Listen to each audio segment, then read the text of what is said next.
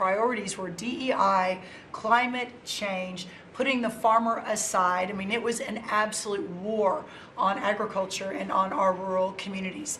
That all changed on January 20th. So as, sir, we are working, and you have been just so resolute. I mean, these are our people. Rural America is the fabric of our country. This is the way of life that preserves the American dream for the next 250 years as we celebrate the first 250 years. So we began to go to work immediately. What these elected officials sitting across from us did with the One Big Beautiful Bill, with a lot of help and direction from you, was the largest investment in rural America in any of our lifetimes. We will begin to see that effectuated next year in 2026. As we have fought to bring input costs down, you have talked about, and even this weekend did an executive order. You just watched that clip, and if you're anything like me, you felt that visceral recoil when someone looks you dead in the eye and tells you the sky is green while you're standing in broad daylight staring at nothing but blue. This is the moment where we have to stop and really absorb the sheer audacity of the language manipulation happening here, because Brooke Rollins, Trump's agriculture secretary, just sat there with a straight face and told us that the previous administration waged an absolute war on agriculture and rural communities, while she and her boss are delivering salvation with the largest investment in rural America in any of our lifetimes. And wait for it, here comes the bombshell you need to understand before we go any further. The bailout includes $11 billion in a bridge payment to distressed farmers with row crops, money that only exists because American farmers are having a tough year, in no small part because of President Donald Trump's trade war, with surging costs and foreign retaliation from tariffs hurting the U.S. agriculture industry, along with immigration-related labor shortages and plummeting commodity prices. You cannot make this up, and yet here we are in a country where millions of people will watch that performance and nod along thinking, yes, finally someone cares about farmers, while the very person claiming to save them is handing them a check to compensate for wounds he inflicted himself. Let me paint you the full picture of what's actually happening here, because the details are so infuriating that you need to sit with them and let them marinate in your consciousness until you understand the full scope of this betrayal. China stopped buying U.S. soybeans for several months this year, in retaliation over U.S. tariffs, crushing the largest export market for American farmer, salmon, and this wasn't some accident of fate or natural disaster or bad weather. This was the direct and entirely predictable consequence of Trump's economic nationalism run amok. Farm bankruptcies rose in the first half of the year to the highest level since 2021, and Trump's policies have exacerbated those woes, from the deportation of the industry's key migrant workforce to renewed trade tensions between the United States and China. The historical parallel here is so stark it should be taught in every economics class in America, because we literally watched this exact same movie during Trump's first term, when U.S. farmers lost $27 billion in agricultural exports between mid-2018 and 2019 as a result of a trade war with China, and the first Trump administration responded to the crisis with a $28 billion bailout for farmers. This is a man who starts fires and then sells you the extinguisher, while demanding applause for his heroism. But here's where this gets even more diabolical, and you need to pay very close attention, because this is where the ideological fraud becomes so transparent that it's almost comedically brazen. Rollins sits there in that clip, talking about how the previous administration's priorities were DEI and climate change, and putting the farmer aside, and I want you to really think about what that rhetorical move is doing, because it's transforming material economic policy into culture war, mythology. The Biden administration actually invested a historic $19.5 billion for NRCS conservation programs for 5 years through the Inflation Reduction Act to help implement climate-smart practices, announced up to $7.7 billion in assistance for fiscal year 2025, including up to $5.7 billion for climate-smart practices, which is more than double the amount available last year, and the most conservation assistance made available in a single year in U.S. history. These aren't abstractions or woke virtue signals.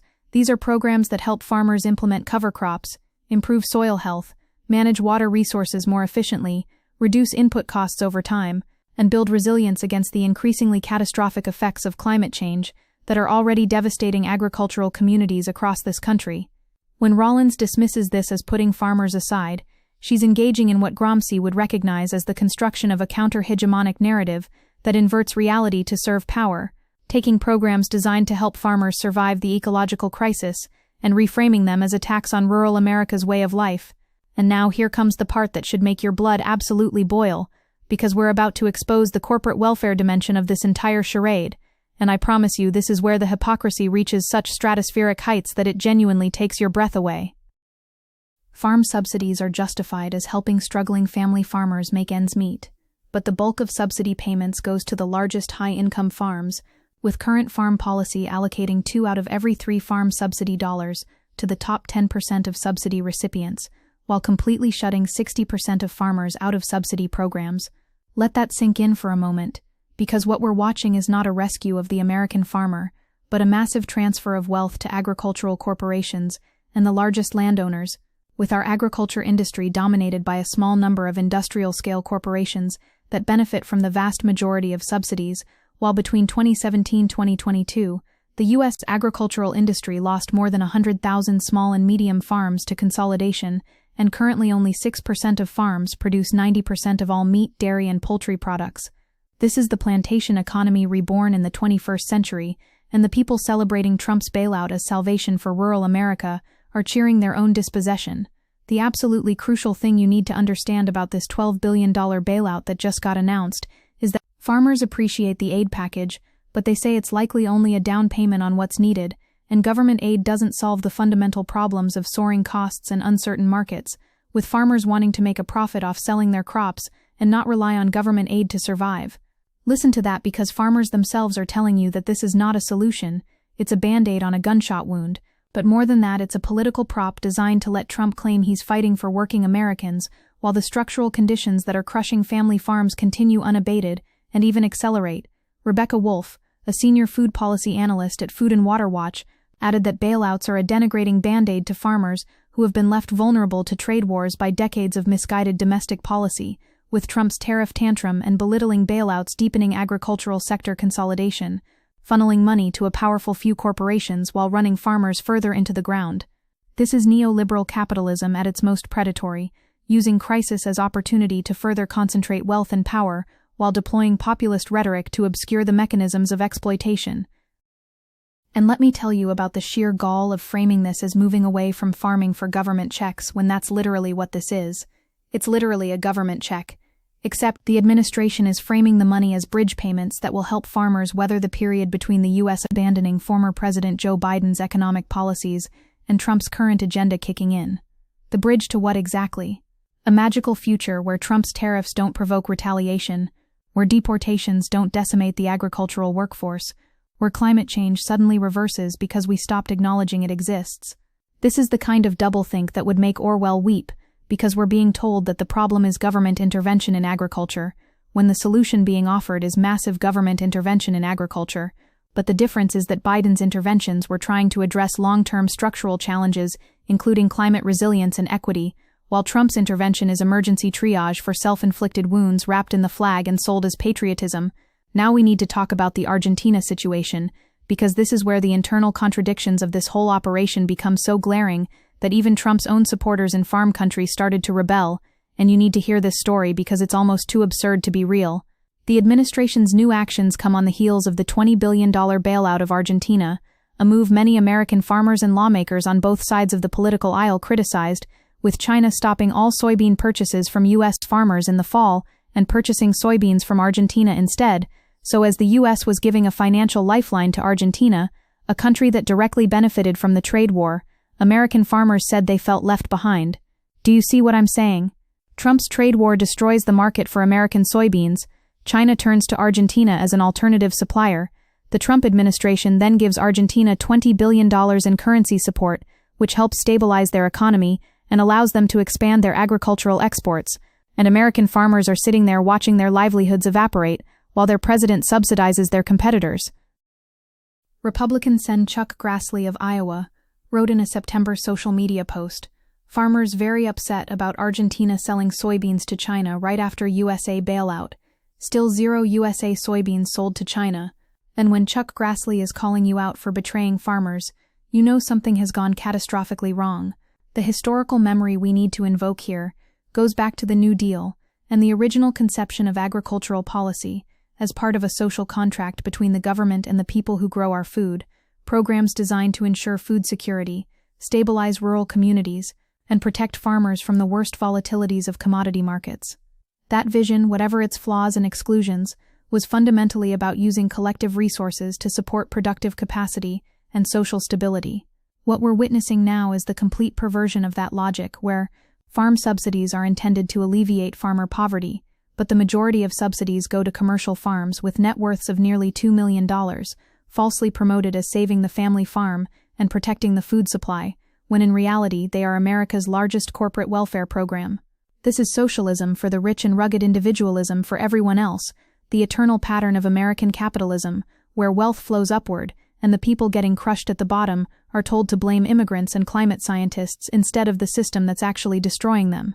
Let's be absolutely clear about what DEI and climate policy actually represented in the context of agricultural policy, because this is where the culture war rhetoric completely obscures material reality, and we cannot allow that obfuscation to stand unchallenged. When the Biden administration invested in climate-smart agriculture, it was responding to the objective fact that climate change is affecting the livelihood of USDA stakeholders through changing temperatures, precipitation patterns, drought, flooding, and increasingly more severe extreme events such as hurricanes and wildfires, with innovations in adapting to such changes being central to the future success of working lands. This isn't ideology. This is farmers losing their crops to unprecedented droughts and floods and heat waves. This is ranchers watching their pastures turn to dust. This is the material conditions of agricultural production transforming in real time in ways that threaten the entire food system.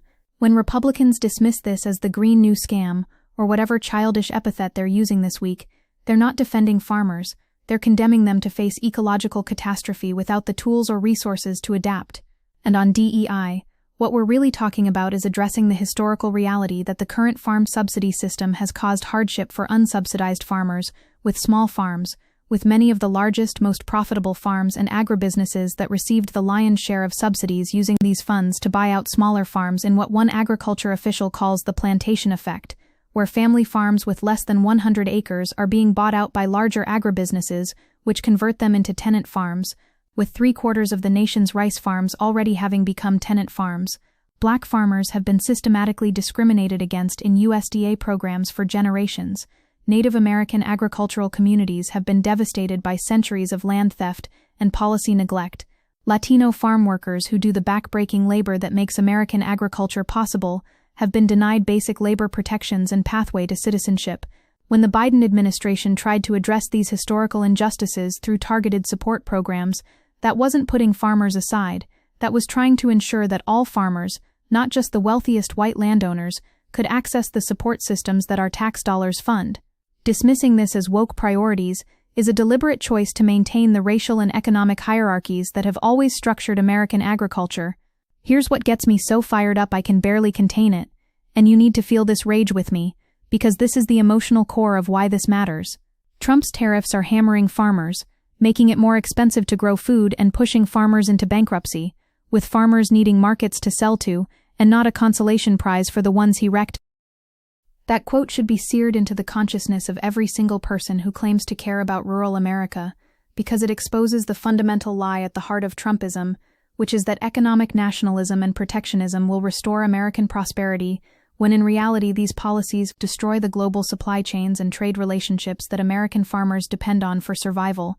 Senator Ron Wyden pointed out that Trump's plan to bail out farmers won't even get agriculture communities back to even, because they're still paying more for fertilizer, equipment and seeds while grown in the USA farm goods are facing more obstacles than ever in foreign markets. This is extractive capitalism dressed up in patriotic rhetoric, creating crises that justify interventions that consolidate power and wealth, while the people being hurt are told they're winning. The long-term damage that Trump's first trade war inflicted on American agriculture cannot be overstated, and we have detailed documentation of this devastation, which makes the current celebration of his farmer-friendly policies even more galling. U.S. farmers lost access to the critical Chinese market due to the China-U.S. trade war, and soybeans are where that damage is most visible, with China having long been the largest market for U.S. soybean exports. But during the trade dispute in Trump's first term, China ramped up its purchases of Brazilian soybeans, replacing U.S. soybeans. Markets once lost don't just magically reappear when you sign a new trade deal. Relationships matter in international commerce, and when you demonstrate yourself to be an unreliable partner, other countries adapt by finding alternative suppliers, and those new relationships become entrenched. American farmers are still paying the price for Trump's first-term trade policies, and now he's doing it all over again while claiming to be their savior. What Rollins calls the largest investment in rural America is actually funds that will come from U.S. tariff revenues, with most of that money, up to $11 billion, going to the Agriculture Department's new Farmer Bridge Assistance Program, which will provide one-time payments to row crop farmers, with the remaining $1 billion reserved as the USDA evaluates changing market conditions. One-time payments. Bridge assistance. This is the language of emergency relief, not structural support. This is triage, not transformation, and the reason it's needed is because farm production expenses are estimated to reach $467 in 2025, up $12 billion from last year. The costs keep rising, the markets keep shrinking, the climate keeps destabilizing, but instead of addressing any of those root causes, we get a photo op at the White House, where grateful farmers thank the president for handing them a fraction of what they've lost, while he prepares to do the exact same things that necessitated the bailout in the first place. The cognitive dissonance required to condemn Biden's climate and equity investments as attacks on farmers while celebrating Trump's bailout payments as heroic support is genuinely staggering, and it speaks to the power of narrative and framing in political discourse. This is what Foucault meant when he talked about regimes of truth, the way power operates not just through force, but through the construction of what counts as legitimate knowledge and acceptable interpretation. Rollins sits there and tells us with complete confidence that DEI and climate change were the problems facing American agriculture, and the media dutifully reports it as one side of a debate, instead of calling it what it is, which is a brazen lie designed to obscure the actual mechanisms of economic violence being perpetrated against family farmers. The previous administration tried to help farmers adapt to climate change and address historical discrimination. This administration is paying farmers to survive the consequences of its own trade war, while gutting the programs that would actually build long-term resilience. And can we talk about the absolute gall of Trump saying this money would not be possible without tariffs, as if tariffs are some brilliant wealth generation strategy, instead of a tax on American consumers and businesses that provokes retaliation from trading partners, that then necessitates bailouts funded by more tariffs in an insane spiral of self-inflicted economic damage. This is like burning down your house and then bragging that the insurance payout wouldn't have been possible without arson. The tariff revenue comes from American importers who pass those costs on to consumers through higher prices, so we're all paying more for everything we buy in order to fund bailouts for farmers who are suffering because of the very tariffs that are supposedly helping them, and somehow this is being sold as economic genius instead of recognized as the catastrophic policy failure that it obviously is. Let me make this crystal clear because I don't want there to be any ambiguity about the stakes here. The future of American agriculture and food security hangs in the balance, and the path we're on is leading toward consolidation, corporate control, ecological collapse, and the destruction of what remains of family farming as a viable economic activity. Most federal farm payments already go to the largest farms, and higher and looser limits will only make this worse, with the top 10% of farm subsidy recipients collecting 65% of all commodity subsidies in 2024, and the top 1% receiving 23%. The system is rigged, the money flows upward, the small farmers get squeezed out, and the response from the Trump administration is to double down on the exact same policies that created this crisis while wrapping it all in patriotic rhetoric about rural America and traditional values. This is class warfare disguised as cultural affirmation, and we cannot let them get away with it. The Biden administration's approach was far from perfect, and I'm not here to canonize centrist liberalism, but when you look at what they actually tried to do in agricultural policy, there was at least an attempt to address structural challenges and build long-term capacity. In 2023, USDA enrolled more farmers and more acres in voluntary conservation programs than at any point in history, and these programs help farmers reduce costs, improve productivity, and build resilience to climate shocks. That's what putting farmers first actually looks like, not emergency checks to compensate for self-inflicted trade war wounds while you simultaneously strip away environmental protections and gut the programs that help farmers transition to more sustainable and profitable practices. Rollins said the Partnerships for Climate-Smart Commodities initiative was largely built to advance the Green New Scam at the benefit of NGOs, not American farmers, and claimed the concerns of farmers took a back seat during the Biden administration. But this is pure ideological projection, taking programs designed to help farmers and dismissing them as woke schemes because they acknowledge climate science and try to ensure benefits reach historically marginalized communities. We need to be absolutely clear about what Golden Age means in this context, because when Republicans talk about restoring greatness or returning to a golden age, They're always invoking a mythologized past that never actually existed. Or more precisely, they're invoking a past that was golden for some people, specifically wealthy white men, and was built on the exploitation and exclusion of everyone else. The golden age of American agriculture that lives in conservative imagination was a time when black farmers could be systematically denied loans and technical assistance, when farm workers had essentially no labor protection, when women's unpaid labor on family farms was rendered invisible in economic calculations, when environmental degradation was an uncounted externality. That's the world these policies want to restore, and calling it a war on rural communities to try to move beyond that extractive and exclusionary model is propaganda of the most cynical kind. The $12 billion bailout announced just hours ago represents roughly the value of total U.S. soybean exports to China in 2024, and half the total exports of U.S. farm goods to China in 2024, which tells you everything you need to know about what's actually happening here. Trump destroyed those markets through his trade war. Now he's compensating farmers with taxpayer money for a fraction of what they lost, and claiming credit for saving them. During his first term, he gave farmers more than $22 billion in aid payments in 2019 at the start of his trade war with China, and nearly $46 billion in 2020, although that year also included aid related to the COVID pandemic. We're talking about tens of billions of dollars in government payments to compensate for market access destroyed by government policy, and this is being celebrated as free market capitalism and America First economic strategy, when it's actually just chaos and destruction papered over with bailouts. The reason I'm spending so much time on this and getting so heated about it is because this isn't just about agriculture policy. This is about how power operates in contemporary America, how narrative and framing shape political possibilities, how the same people who scream about government overreach and welfare dependency will cheer massive corporate bailouts as long as they're wrapped in the right ideological packaging. The farmers who voted for Trump believing he would fight for them are getting exactly what they voted for, which is theater and symbolism and cultural affirmation, while the material conditions of their lives continue to deteriorate. And the tragedy is that many of them will never connect the dots between the policies they support and the outcomes they experience, because the narrative infrastructure is so powerful, because Fox News and right-wing media will keep telling them that woke liberals and climate activists and immigrant farm workers are the real threats to their way of life. This is manufactured consent, operating at peak efficiency. This is how hegemony reproduces itself through crisis. This is disaster capitalism, where every emergency becomes an opportunity to further entrench the interests of capital, while the people suffering are told they're being rescued.